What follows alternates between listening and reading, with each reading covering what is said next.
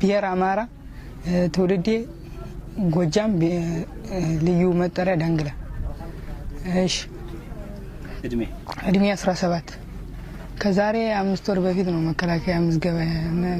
ያው እንግዲህ አንዳንድ ነገር ሰው እንግዲህ ሙሉ ነገር አይሟላለትምና እኔም ያልተሟላለኝ ነገር ስላለ ይሟላለኛል ብዬ አስቤ መከላከያ ለመግባት ለመመዝገብ ሄድኩኝ። 17 አመቴ ነው።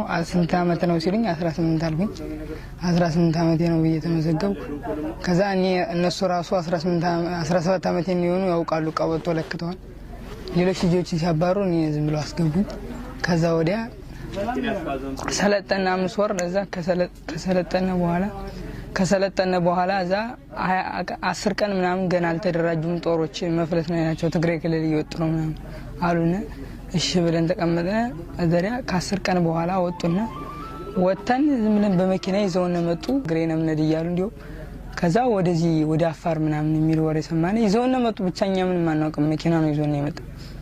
አዛ ይዞን እንደመጣነ ሀራም ትባል ከተማ አደርንና የሆነ ኮሎኔል ማን ይባል ኮሎኔል ብቻ አንድ ኮሎኔል የ23ኛ ዋና አዛዥ ነበር እና የ23ኛ ክፍለ ጦር ከፋፈለና እዚህ ነው የምትሆኑ ምንም ችግር የለም ምናምን አለና እናንተ አሁን ሰላም ቦታ ነው ያላችሁ ምንም ችግር የለም ምናምን አለና ከዛ እንደከፋፈለና መጥቶ ምንም መለለበት ጫካ ጣለና መጀመሪያ በሬንኮት ብቻ ተጠለለን ቆየን 1-2 ቀን።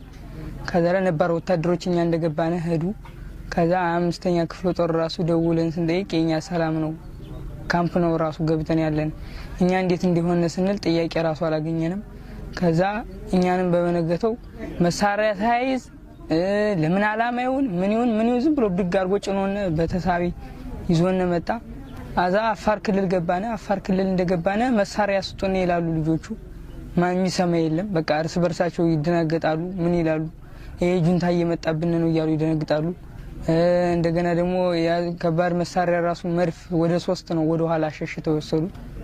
መጀመሪያ ሲያስተኩሱ ቆዩና አዘራኛን ለምን መጀመሪያ ተወስዱና መድፍ ወደፊት ለምን አይመጣም ስንላቸው እናንተ ወይኛ መሳሪያ ያላዝነ በምን እንከላከል ነው ምናምን ስንላቸው ራሱ ከዛ እንደዛ ያረጉ ለሊት አጋጣሚ አዳሩን ተኩስ ተከፈተ። የት ቦታውንም እየገለጽከው? ቦታው ይኸው እንግዲህ አፋር አካባቢ ነው። አፋር ነው።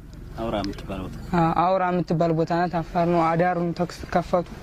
ይኸው እንግዲህ እነሱ ባመጡት ታጣ ብዙም ኃይል የላቸውም ነበር፣ ተዳክሞ ነበር። እዛ ለኛ መሳሪያ አልሰጡም። በኋላ ቢያዩት ማን ኃይል እንደነበረ ነገር የኦሮሚያ ልዩ ኃይል ነበረ። እንደገና ደግሞ 1-2 ደግሞ ያማራ